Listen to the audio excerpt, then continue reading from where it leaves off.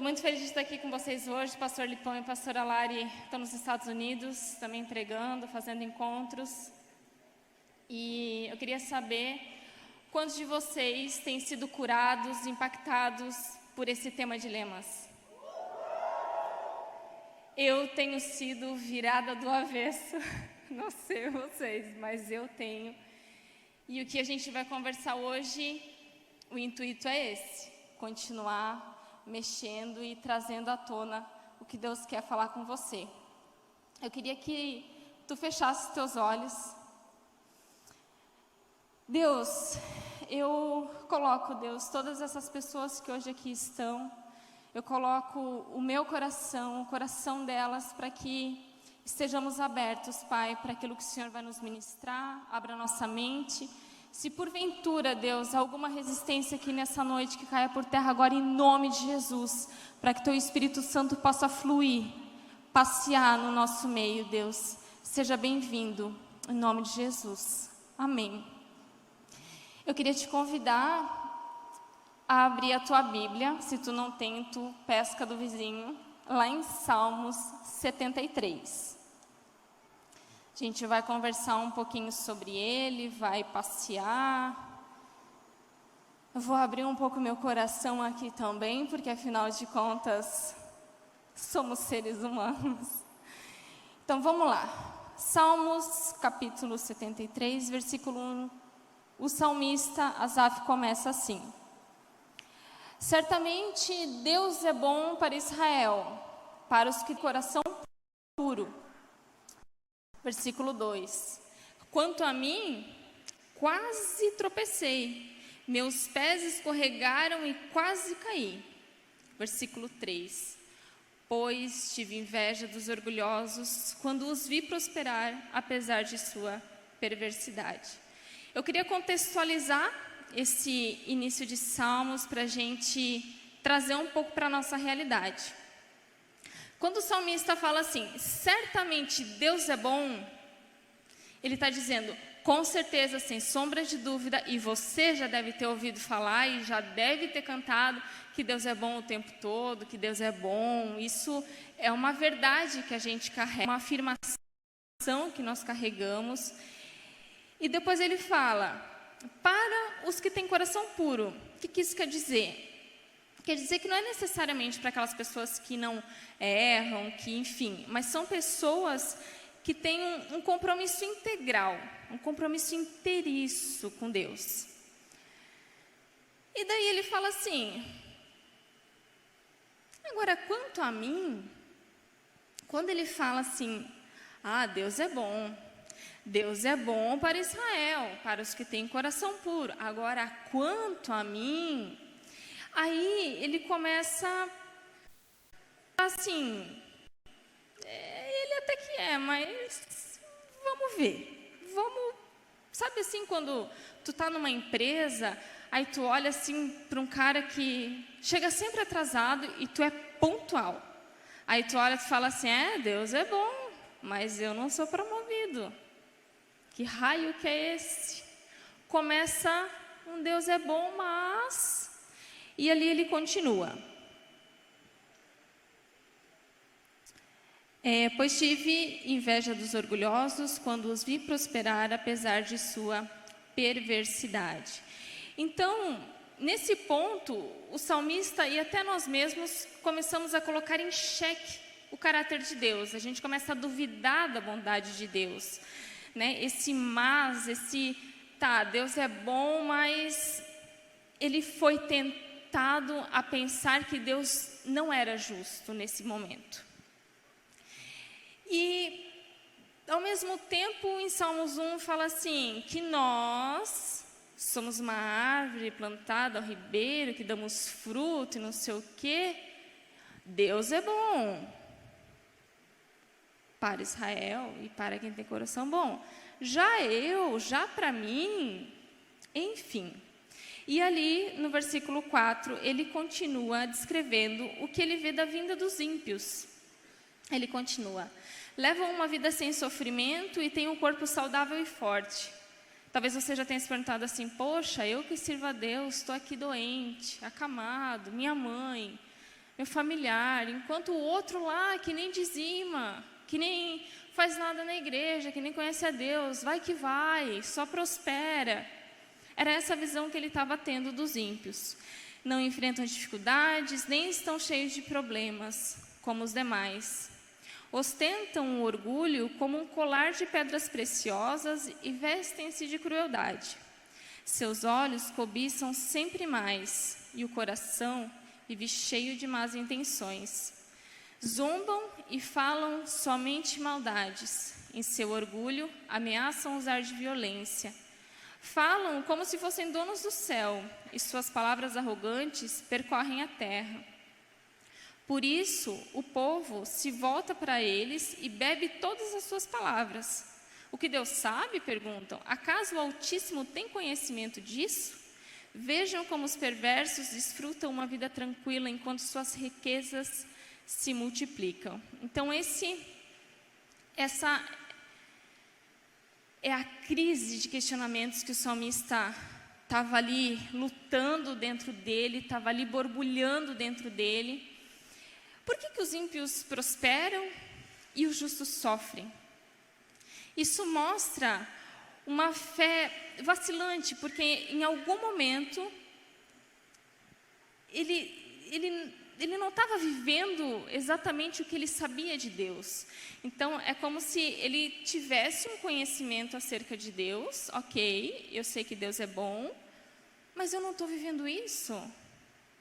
Havia como assim? Se eu sou plantado junto à ribeira e deveria prosperar e não estou prosperando, o que é que está acontecendo? Só que muitas vezes isso acontece porque a gente não entende os planos de Deus, que são muito maiores do que a gente pode imaginar. E particularmente, eu já vivi uma experiência dessa muito profunda, a ponto de eu quase morrer espiritualmente falando. E eu vou contar um pouco mais para frente. Ali no capítulo 13, ele continua assim: foi à toa que mantive o coração puro? Foi em vão que agi de modo íntegro? O dia todo só enfrento problemas, cada manhã sou castigado. E até essa semana eu estava compartilhando com a pastora Lari. Eu me dei conta que eu estava assim, eu saía do carro para ir até qualquer outro lugar e eu estava assim: oh, Deus, tem misericórdia da minha vida. Aí eu saía de outro, oh, Jesus, tem misericórdia da minha vida. Aí eu ia para outro, oh, Jesus, tem misericórdia da minha vida. Parecia o meu espírito igual, sabe assim, clamando por mim. Porque a gente enfrenta aflições todos os dias. Eu enfrento e, pelo amor de Deus, eu creio que você também enfrenta, porque senão eu vou me sentir uma alienígena. Né? E toda hora o meu espírito, oh, Jesus, tem misericórdia. Estava aí, Deus, existem aflições todos os dias. Talvez umas maiores, outras menores. E nesse momento o salmista estava questionando, né? Poxa, será que foi à toa? Versículo 14, né? Eu só enfrento problemas. E o versículo 15 fala: se eu tivesse falado como eles, teria traído o teu povo. O que isso quer dizer? Que você até pode não controlar o que você pensa, mas você pode controlar o que você fala, porque o pensamento veio, você processa e daí você fala o que você quer, ok? E ali ele estava assim: meu Deus, imagina se eu tivesse verbalizado todos esses questionamentos que eu estou tendo, vamos supor que a equipe de louvor, imagina como essa equipe aqui ia estar contaminada, porque são pensamentos de amargura, são pensamentos que contaminam, que envenenam. Imaginem vocês se o salmista tivesse aberto a boca e verbalizado todos esses conflitos. Um coração amargurado como o dele estava, faz com que você questione se vale a pena continuar sendo fiel a Deus. Se vale a pena realmente dizer que Deus é bom. Ele estava ainda nesse conflito porque ele estava com o coração amargurado. No versículo 16 ele diz: tentei compreender por que prosperam. Que tarefa difícil. Eu não sei se alguém já perguntou para ti, ou se tu mesmo já se perguntou. Eu já recebi várias perguntas dessas assim, Poxa, logo eu. Meu filho morreu. Logo eu, que sirvo a Deus. Perdi meu marido, sou viúva hoje. Poxa, logo eu. Porque eu, que sou filha de Deus e deveria prosperar, porque sou plantada ao ribeiro e devo prosperar e devo gerar vida. E por que eu fui abusada? Por que eu fui tocada dessa forma? Se Deus é bom. E no versículo 17, ele fala assim: então entrei em teu santuário, ó Deus, e por fim entendi o destino deles, dos ímpios no caso. E esse entrar em teu santuário faz da minha história uma história muito real. Teve um tempo da minha vida que eu passei por muitas dificuldades. Assim que eu aceitei Jesus, há bons anos atrás, eu tive muitas dificuldades em família, aceitação e tudo mais. Até que, sabe assim, quando tu tem problema e tu vai dizendo assim, o tempo resolve. Fulano é assim mesmo. E eu fui cultivando, assim como o salmista, muitas coisas e muitos questionamentos dentro do meu coração e dentro da minha mente.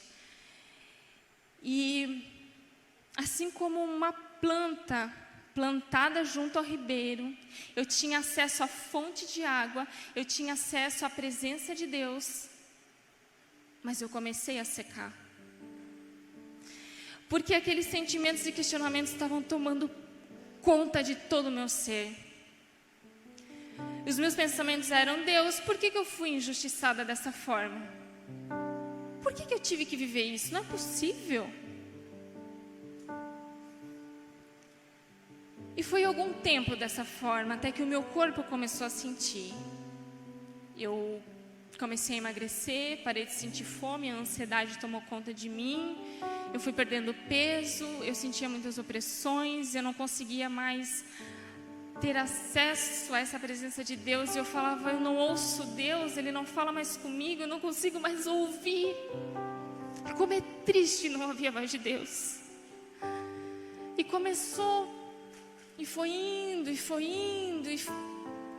Eu chegava na igreja, eu ficava lá no fundo, chegava atrasada e saía antes que nada para falar com ninguém. Porque eu tinha sido machucada por pessoas, então eu não queria mais relacionamentos com pessoas. Era uma defesa e uma mentira que eu arrumei para mim, dizendo assim: eu não quero mais me machucar. Então, por um ano, eu e meu esposo, que na época era meu namorado, a gente chegava na igreja, chegava atrasado, saía antes, não conversava com ninguém, eu não me abria com ninguém, e aquela raiz de amargura foi crescendo, e foi crescendo, e foi crescendo, até que um dia, eu estava de férias, eu acordei naquela manhã e falei: não dá mais.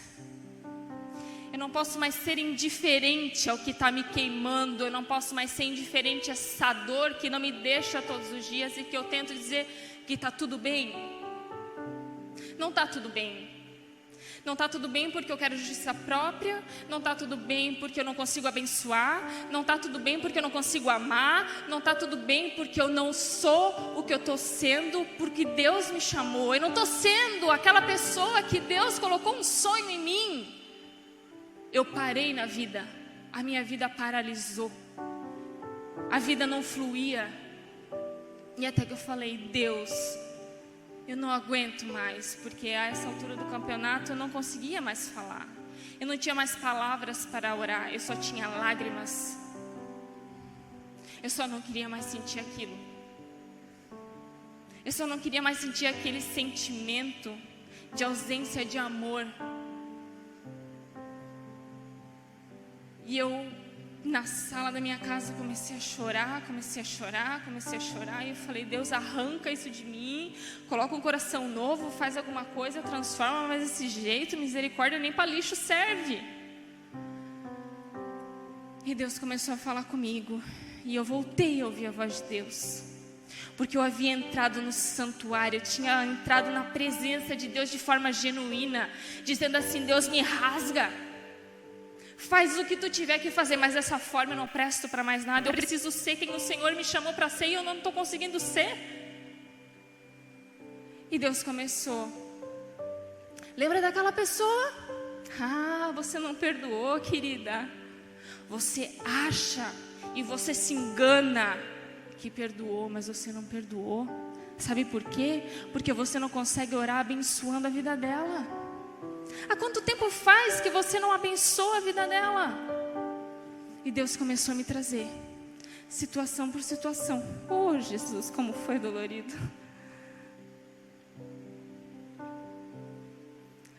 E ali eu comecei a um processo de cura.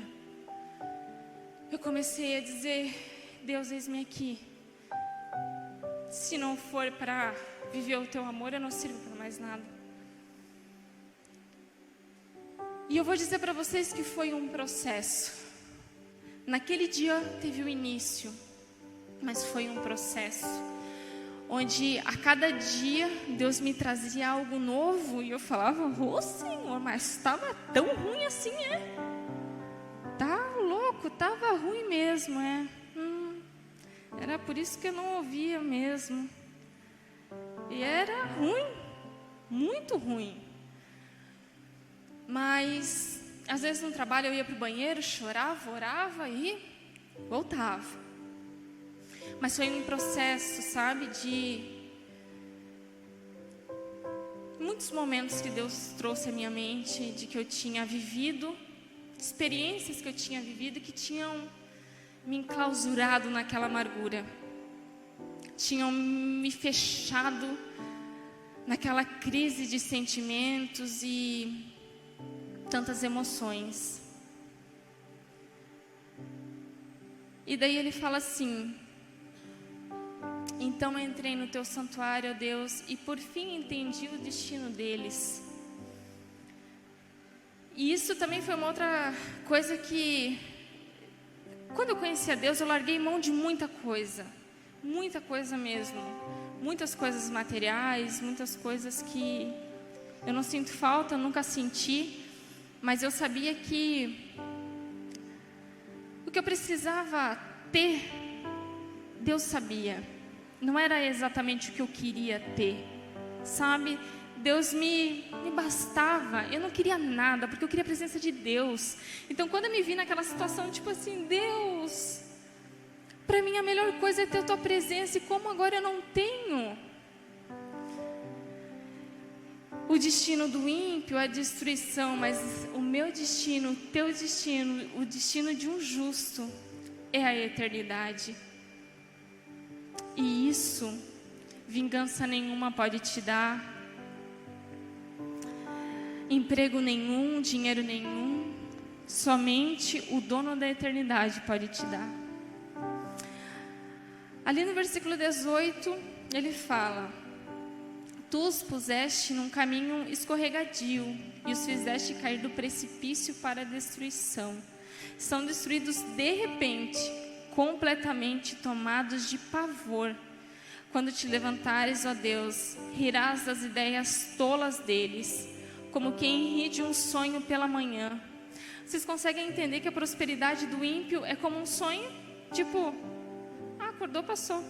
É como uma nuvem que passa, é passageiro. Já a nossa é eterna. Ele continua no versículo 21. Percebi então que meu coração se amargurou e que eu estava despedaçado por dentro. Fui tolo e ignorante. A teus olhos devo ter parecido um animal irracional. E é assim mesmo. E é assim mesmo. Eu não sei se você já se sentiu assim amargurado, a ponto de não querer se relacionar com as pessoas, porque a amargura, ela tem esse poder, vamos dizer assim, de acabar com relacionamentos, amizades, relacionamentos familiares. Ela contamina. Não sei se você já teve a experiência de ter alguém amargurado perto de ti. Sabe, o ambiente fica tipo... Porque não há felicidade, não tem leveza, não tem vida. É um troço parado. E até eu pensava nisso, falava assim, poxa, se é um rio de águas vivas, por que eu estou sendo uma poça parada aqui no meio da vida? Meu, era uma poça, sabe assim? Não ia, não vinha, era capaz da dengue ainda, sabe? De tão peste que é isso, de tão trágico. É nem palavras, né? Ainda bem que está todo mundo comigo, amém? Glória a Jesus. Então, eu não sei se tu se vê assim, talvez estacionado na vida, talvez com tipo assim, tomara que fulano morra mesmo. Me incomodou tanto aquilo. O tio, aquele, meu Deus, né? Melhor que tivesse levado. Sabe assim, pensamentos de... E talvez eu não sei o que tu viveu, sabe? Pode ser uma traição, pode ser um abuso, pode ser uma traição de um amigo que era super próximo. Mas são situações da vida e cada um vai saber de si aqui. Pode ser até um simples olhar de reprovação ou de negação e que tu guardou. E daí quando tu se dá conta, tu fala, meu Deus, aquele dia, aquela guria me olhou daquela forma e é por isso que eu nunca mais consegui desenvolver na vida. Sabe assim? E tu parou. E eu não sei se tu se vê dessa forma, né? Por algum senso de justiça ou ódio, ingratidão, né? Quando a gente é amargurado, a gente é muito ingrato. Você não consegue ser grato por nada, porque o do vizinho é sempre melhor. Aí tu compra um carro. Mas é porque o carro do vizinho tem um banco de couro. Mas o trabalho do outro ele ganha mais. Mas olha a função dele. Sabe? Tu tá sempre te comparando. Tu tá sempre ingrato por aquilo que Deus tem te dado. E isso gera uma raiz de amargura muito grande. Você fica chateado com Deus, como se isso adiantasse alguma coisa. E como é que tá com Deus? Tô braba com Deus. Oi? Querido, quem tá perdendo é tu. Ele continua sendo Deus, você que continua sendo birrento. 2 trabalhos. Só te digo isso. Então você percebe que a amargura ela não mexe só com o sentimento, ela mexe com uma atitude. Você precisa estar na presença de Deus, estar no santuário, porque Ele é santo e te purifica, Ele é santo e te limpa. E eu queria muito que você parasse talvez de se comparar pelo sucesso dos outros, porque a palavra sucesso, eu até diria que é relativa, né? Porque o relativismo está muito na moda. Eu acho que nesse caso a gente poderia usar. Porque o sucesso para Deus é que você seja quem você foi chamado para ser. E não o quanto você tem ou deixa de ter em relação a alguém. Ok? Então, o maior bem que tu pode ter nessa vida são as coisas que Deus pode te dar. E não as coisas materiais que você pode adquirir. Eu te falo isso de carteirinha, de quem já viveu. E não há nada melhor do que estar na presença de Deus. Versículo 23 fala assim: E no entanto, ainda pertenço a ti. Tu seguras minha mão direita, tu me guias com teu conselho e me conduzes a um destino glorioso. Quem mais eu tenho no céu senão a ti?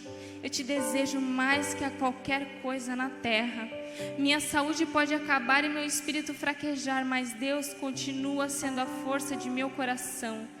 Ele é minha possessão para sempre. Os que te abandonam perecerão, pois destrói os que de ti se afastam. Quanto a mim, como é bom estar perto de Deus. Fiz o Senhor soberano meu refúgio e anunciarei a todos tuas maravilhas. Tu até pode ter dado uma escorregada, uma desviada, como salmista. Uma leve. Deus é bom, mas para mim, tu até pode ter dado uma derrapada. Mas tu me guias com teu conselho e me conduzes a um destino glorioso. Eu ainda pertenço a ti. Você ainda pertence a Ele e Ele te pertence. Eu sou do meu amado e meu amado é meu. Ninguém me rouba isso. É uma verdade poderosa, libertadora, sobrenatural. E eu vivo isso. E só para vocês se contextualizarem um pouco, eu não conhecia a Deus e não acreditava em Deus quando me converti. Eu não queria conhecer a Deus. Eu era amargurada por causa de crente. Crente é bando de ladrão, bando de persuasivo. E eu falava tão mal. Até que eu experimentei dos santos, até que eu entrei no santuário, até que eu experimentei da tua presença, até que eu experimentei daquele que me limpou. E tudo foi transformado. E eu acredito que se você se encontra hoje nesse estado de alguma amargura que seja, e não existe menor ou maior, mas as consequências são diferentes. Eu te digo que Deus pode fazer nova todas as coisas, transformar, restaurar. Mas o que eu te peço é, não seja indiferente. Essa palavra, não é para mim. Eu não sou uma pessoa amargurada. Eu já perdoei fulano. Veja se você consegue abençoar. Veja se você consegue ser um instrumento de bênção. Se analise. Eu queria que, enquanto tocasse uma música, eu queria que você tivesse um momento teu com Deus. Sabe assim? Seja sincero contigo mesma. Aonde tu tá? Deus, o que tem acontecido dentro do meu coração? Como que o Senhor tem me encontrado? Peça para Deus sondar o teu coração, para que você possa ser quem você foi chamado para ser e fluir na presença de Deus, para que você pare de ser uma poça de água e seja um rio. Tenha esse tempo com Deus. E eu volto para falar com vocês. Existe um rio, Senhor,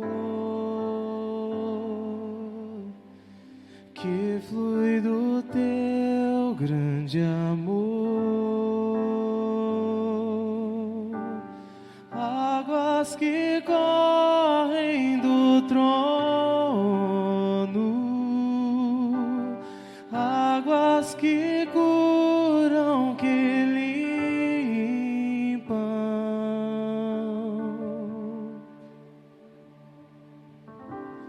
Por onde o rio passar,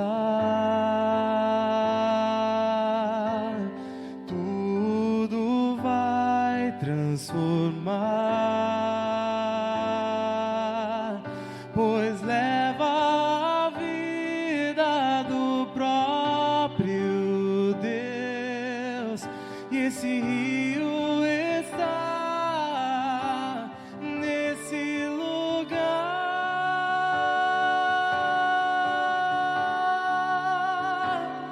Quero beber do teu rio, Senhor. Sacia minha sede, lava o meu interior. Eu quero fluir em tuas águas. Eu quero beber da tua fonte, fonte de águas vivas.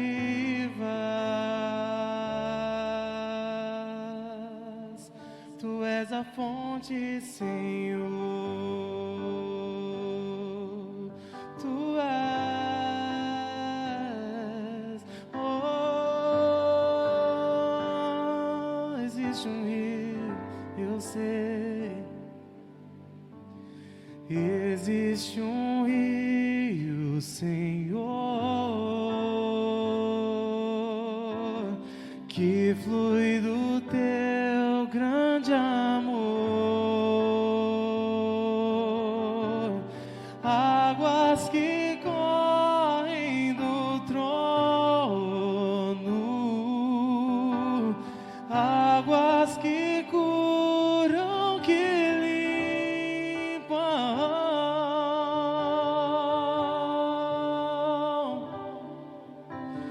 Por onde o rio passar, tudo vai transformar,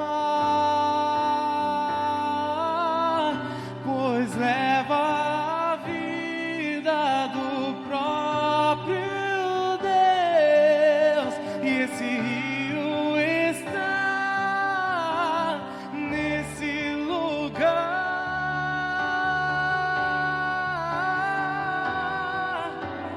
Quero beber do teu rio, Senhor. Sacia minha sede e lava o meu interior. Eu quero fluir em tuas águas. Eu quero beber da tua fonte, fonte de águas vivas.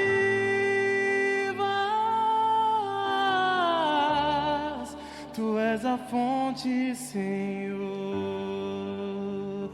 Talvez houveram sentimentos, pensamentos e situações que nem você mesmo sabia e que Deus trouxe nesse momento. Se hoje você se vê nesse quadro de amargura, de sentimentos que precisam ser curados, de situações que talvez aconteceram lá no teu passado e que ainda não estão bem resolvidas, que você precisa resolver, que você precisa dar um basta nisso, eu queria que você se colocasse de pé, que eu queria orar por você. Entenda como o início de um processo que Deus vai começar na tua vida, para que tu possa fluir na presença dEle, para que tu possa ser a pessoa que Ele chamou para ser. São tantos sonhos que Ele tem para você, tantas coisas que Ele tem só para você. Amém. Pai, eu coloco, Senhor, essas pessoas, Pai, diante de Ti. E nesse momento, Pai, eu peço que o Senhor comece a arrancar, Deus, toda a raiz de amargura, todo sentimento que não provenha de Ti, Deus, tudo que tem aprisionado e paralisado essas pessoas, Pai, que o Senhor arranque, Deus, em nome de Jesus, Pai. Coloca no coração deles, Pai, a Tua verdade, Pai, o Teu caráter, Pai, na vida deles, que eles possam enxergar, Senhor, a Tua presença como algo inegociável, Deus. Nós precisamos da Tua presença, Deus. Leva eles mais profundo contigo, Pai. Leva eles a um lugar secreto, onde seja só o Senhor e eles, Deus. Cura cada coração, Senhor, cura a mente, cura as histórias, que a partir de hoje, Deus, comece algo novo, faz algo novo, algo diferente, que o Senhor libere essas pessoas, Pai, para que eles vivam o que o Senhor tem para eles, Deus. Em nome de Jesus, Pai, nós clamamos, Pai, crendo que o Senhor já fez e que nós vamos ter muitos testemunhos, Pai, a partir de hoje do que o Senhor está fazendo, dessa libertação que o Senhor está fazendo, Pai. Assim nós cremos e entregamos em nome de Jesus. Amém. Glória a Deus. Glória a Deus. Isso é maravilhoso, gente. Vocês não têm noção do que Deus destrava. Vocês não têm noção do que Deus faz a partir dessa liberação. Vivam, vivam, vivam na presença de Deus. Estejam sempre no santuário. E outra coisa é que essa experiência, ela não precisa ser só uma experiência, sabe? Assim como foi uma experiência para mim e foi para ti, essa experiência pode ser diária, Todos os dias eu estava trabalhando, eu estava na faculdade, eu falava, que saudade de Deus. Ai, que saudade de estar com Ele, eu quero saber o que Ele quer me falar, eu quero ouvir, eu quero falar, eu quero saber os sonhos. Então não precisa ser uma experiência. Se você ainda não teve uma experiência e você quer ter uma vida de experiências com Deus, se você ainda não conhece Ele, quer entregar sua vida para Ele, para que você possa ter essa vida de experiências, eu também queria te fazer esse convite. Se você quer entregar a sua vida ao Deus que é soberano de todas as coisas, para viver uma vida de experiências, eu queria que você levantasse uma das suas mãos.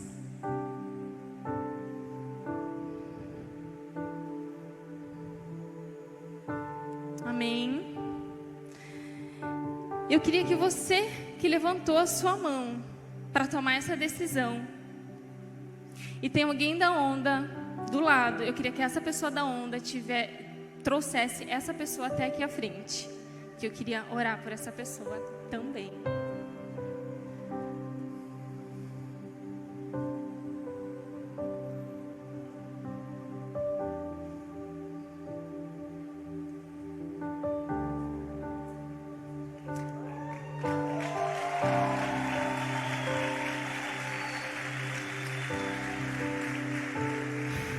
Entregue sua vida, não tenha medo.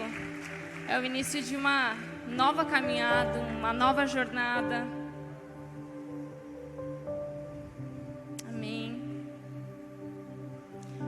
Pode vir um pouquinho mais para cá, por favor.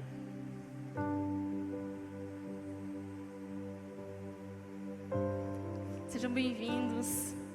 É com alegria que eu digo, sejam bem-vindos à família. Deus vai começar algo específico na vida de cada um aqui, vai transformar, vai dar um coração novo, uma mente nova.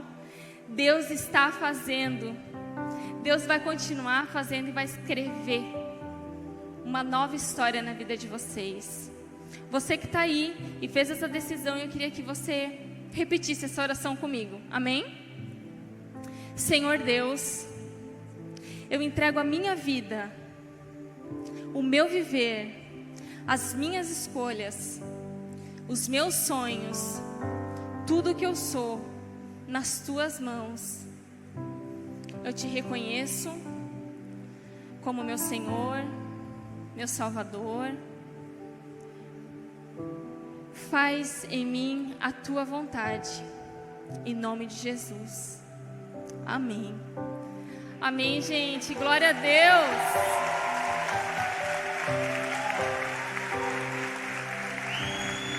Glória a Deus. Eu queria convidar vocês, para vocês se dirigirem. Tá vendo que aquela porta lá tá aberta? A gente quer conversar um pouco com vocês, conhecer vocês um pouco melhor. Então, vocês que são da onda, podem encaminhar esse pessoal até lá na porta, que o pessoal vai estar encaminhando vocês até o lounge. Muito obrigada.